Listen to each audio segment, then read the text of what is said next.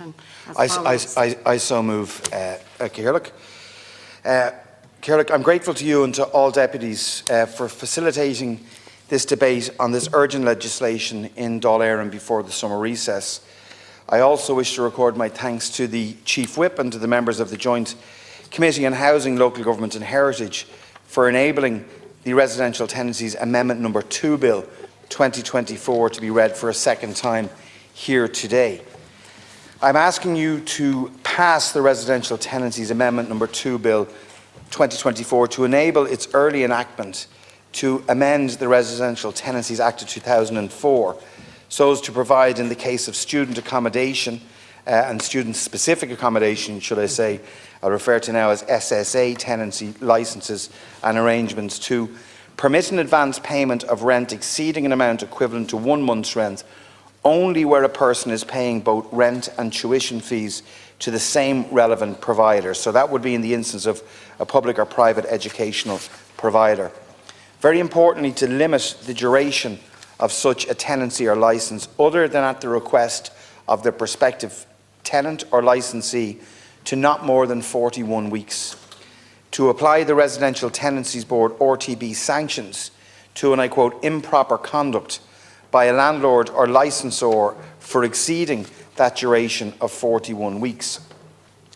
Furthermore, to provide for the referral of disputes to the Residential Tenancies Board where a landlord or licensor requests or requires a student to enter an SSA tenancy or licence that exceeds a duration of 41 weeks, and to enable a fixed-term tenant or licensee of student-specific accommodation to serve a notice of termination during the period from 1st of May to 1st of October inclusive in any year, whether or not the landlord or licensor has failed to comply with any obligation of the tenancy or licence.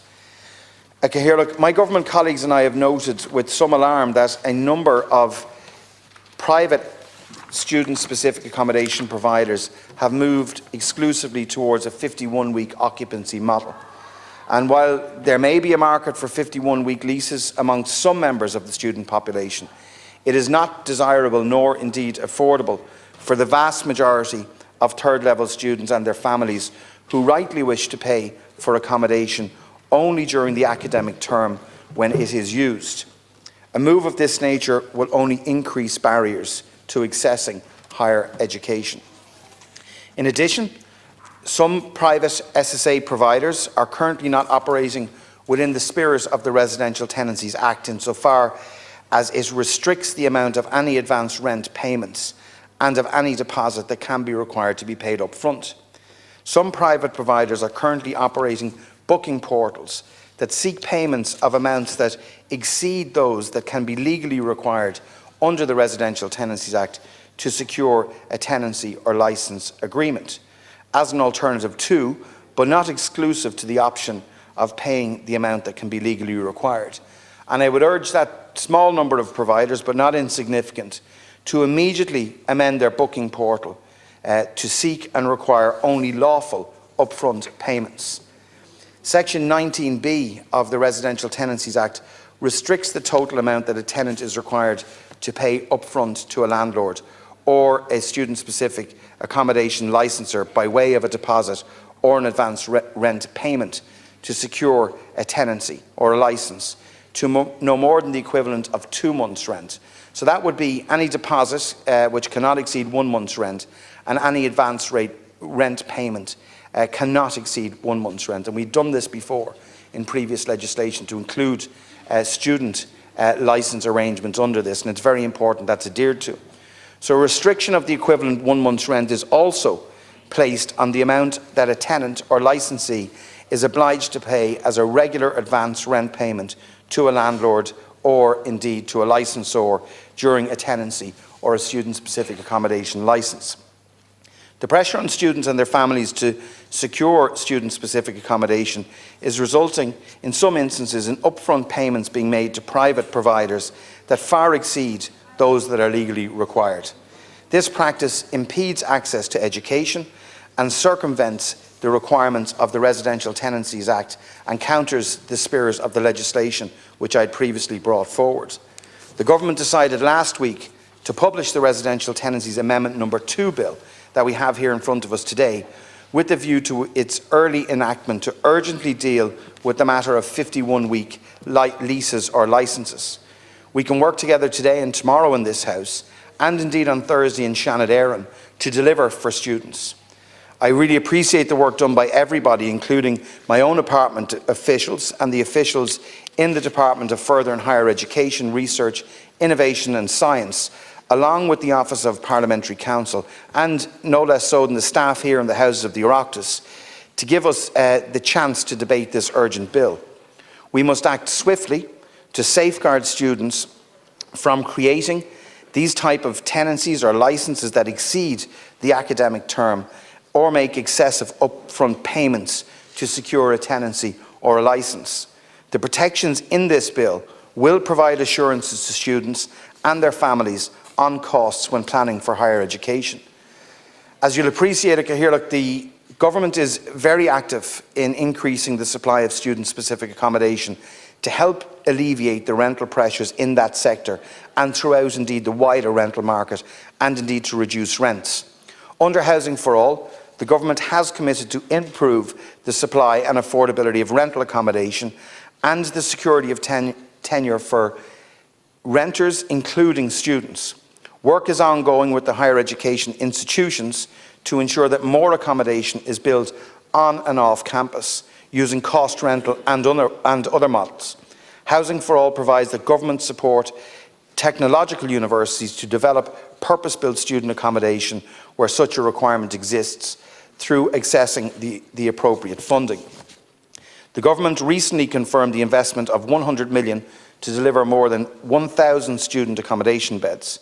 The state funding will allow 493 new beds to be developed in University College Dublin, and the progression of 405 new beds in Dublin City University through tender stage and 116 new beds in Maynooth University to construction. Any state funding will be in return for 30% of the newly built beds being made available for use by students in the National Access Plan priority groupings, or categories of students eligible for support via SUSI at discounted rates of rent. The Higher Education Authority is currently assessing tenders for the provision of an expert multidisciplinary team to develop new design standards for state-supported purpose-built student accommodation. And this project will be key to establishing best practice and value for money for the state, ensuring affordability of additional supply for students, and to delivering modern, purpose-built student accommodation facilities that are functional, that are sustainable, maintainable, flexible and safe, with high-quality architectural design. And I've been involved personally in those discussions at the genesis of establishing that multidisciplinary team. We've also done research with other designs across Europe and in Britain, as well as to look at what we can bring forward there as an optimum design. A cross-departmental oversight group has been established to oversee, manage and advise on the project. The group will engage as required with higher education sectoral experts, with local authorities, expert student representatives and industry and professional bodies. The project will commence after the awarding of the contract to the successful tenderer in mid-July of this year and report to be completed by the end of 2024. Short-term activation measures have been successful in reactivating projects with planning permission already in place that otherwise could not progress without state funding. However, there is a lot more to do. And while the short-term activation measures are progressing, the longer-term plans have already been in development. The agreed longer-term approach will include a focus on balanced regional responses for additional student accommodation, including with the technological universities, utilising a standardised design approach for new student accommodation. This policy will also focus on refurbishment and vacancy to deliver additional supply. Flexible and affordable supply through digs accommodation will also continue to play a key role in supporting new and additional supply for students. Government action to deliver under Housing for All over the period to 2030, in line with a clear multi-annual, multi-billion euro plan, is improving Ireland's housing system and helping people with different housing needs across the country, very importantly including students. The increasing number of new homes being built since the publication of Housing for All in September 2021 shows that the plan is delivering results, and we do know we need to do more. The number of new homes delivered last year was the highest in 15 years, just short of 33,000, 10% higher than in 2022, and actually 110,000 new homes since this government came into office. 52,000 housing starts in the last 12 months alone. But on the student-specific accommodation, and indeed student accommodation, it's crucially important that we ensure that where accommodation is provided, that providers are adhering to the law, and hence this bill that's in front of you. I just now want to briefly, if I could, outline the provisions of this bill. And it contains 7 sections, and sections 1 to 7 contain standard provisions. Section 1 defines Principal Act to mean the Residential Tenancies Act 2004. Section 7 provides for the short title, commencement, collective citation and the construction of the bill. Section 2 amends Section 19B of the Principal Act to clarify that a person cannot seek or require an advance rent payment that exceeds 1 month's rent. A new section, 19B3A, provides that a student or tenant may agree to pay an advance rent payment of greater than 1 month's rent only where such a payment is part of a combined payment in respect of rent for accommodation and tuition fees to the same relevant provider within the meanings of the Qualification and Quality Assurance Act of 2012, which includes both public and private education providers. Section 3 inserts a new section 19C into the Principal Act to ensure that students cannot be requested or required to pay for student-specific accommodation during the summer months when it's not required for students. The aim is to ensure that these tenancies and licences are limited to the academic year, a maximum of 41 weeks. However, this section does not prohibit a student from requesting and agreeing with a provider to rent for a longer term. Section 4 amends Section 58, which is the termination of tenancies restricted to means provided by this part, which is Part 5 of the Principal Act, to allow students who are bound to a fixed-term tenancy or licence to serve a 28-day notice of termination at any time during the period the 1st of May to the 1st of October each year, whether or not the landlord or licenser has failed to comply with any tenancy or licence obligations. This provision allows a student who does not need student-specific accommodation during the summer months to serve a notice of termination in respect of their fixed-term tenancy or licence on the 1st of May each year. It also allows a student who switches course shortly after the commencement of the academic term, possibly on foot of a further college place offer, to break their fixed-term licence or tenancy agreement up to the 1st of October of each year. Sections 3 and 4 together provide significant power to students. There will be a prohibition on tenancies and licences of longer than 41 weeks unless the student requests a longer duration, as a student can serve a 28-day notice of termination at any time from the 1st of May to the 1st of October to end that agreement. Students will be legally protected from having to pay for student-specific accommodation during the summer months against their will.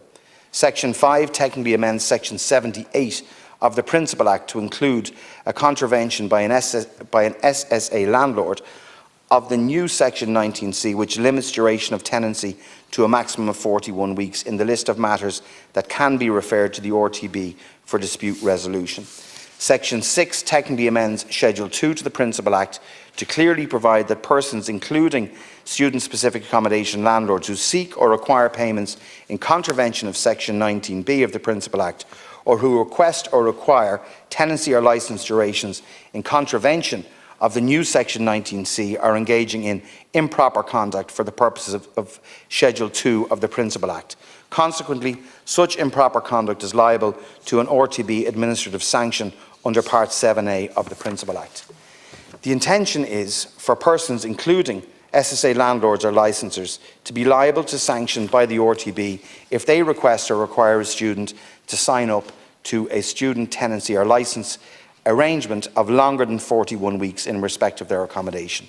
A sanction may be imposed by the RTB following an investigation on foot of a complaint about improper conduct or of its own volition, and may comprise one or more of the following: a financial penalty of up to €15,000, payment of RTB investigation costs of up to €15,000 and/or a written caution. A student can seek redress by referring a dispute for resolution by the RTB or making a complaint of improper conduct for investigation and possible sanction by the RTB.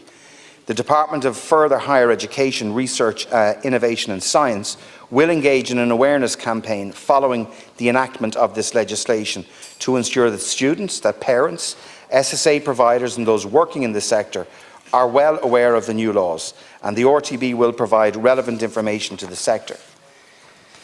The Department has already notified SSA providers, both public and private, of the publication of the bill and requested that its measures are adopted without delay in respect of new and existing tenancies and licences. And today I again call on those SSA providers to contact individual students with existing tenancies to ask them if they are happy to update the terms of their existing licence or tenancy agreement in line with the provisions of the bill. Students cannot be expected to pay for accommodation that they are not using during the summer months. And to be fair to students, any SSA tenancy or licence created from today should align completely with the terms of this bill. Providers should not need to be compelled by law to treat their customers fairly and with respect. That said, here is the bill to do just that, and together we can help students to rent and pay for a home for the duration of their studies only, not during the summer holidays unless it suits them. Just to conclude, Cahirley, as the Minister responsible and one who wants to see the supply of student-specific accommodation and general rental accommodation increase, I seek only to place legally sound bills onto the statute book. The bill before you today is balanced and it takes into account the legal advice of the Attorney-General. Every action that the government takes in the rental sector causes a reaction, and we will all need to recognise that making the wrong policy choices can cause more harm than good for renters that we are trying to help. I believe the bill strikes the right balance, and I call on SSA providers to recognise that it is simply wrong to charge students for accommodation during the extended period of the summer months when they do not need it. It is also wrong to ask students to pay for greater upfront payments than is lawful. Other renters pay no more than 1 month's rent, and that is the law. The Government is fully committed to ensuring that the tenancy protections under the Residential Tenancies Act are implemented and applied in the sector, in accordance with the intentions and the spirit of the Houses of the Oireachtas. Student-specific accommodation was brought under the remit of the RTA in 2019 for good reasons: to protect students, to control their rents and provide recourse to the RTB's dispute resolution service for both parties. This Government has also helped students and their parents by providing a rent tax credit that currently stands at €750 per student, or up to €1,500 for parents who pay rent for a student this year. The Government has also extended from 28 to 90 days the period during which a dispute case can be referred to the RTB in relation to the validity of a notice of termination. And we will continue to give every chance to students and other renters to secure their tenancy protections through the RTB. Can I just say very, very finally, to thank colleagues across the House actually and those who engaged in the briefings on this. All of us are aware of this is an issue that we do not want to see grow. There are many good SSA providers out there who have not engaged in this type of behaviour, but particularly for students who are out there, we want to make sure that they're supported, that we provide more student accommodation, which we're doing, and we need to do more in that space, but that these protections, with the cooperation and fairness of all parties and those none in the House, can pass this House here today and tomorrow, can get into the channels so we can have the early enactment of these protections for students before the next academic year. So I would like to thank colleagues for their support in this regard, for the interest they have shown as well in this, and indeed for their engagement with my own officials in the department. Thank you. Thank you, Minister.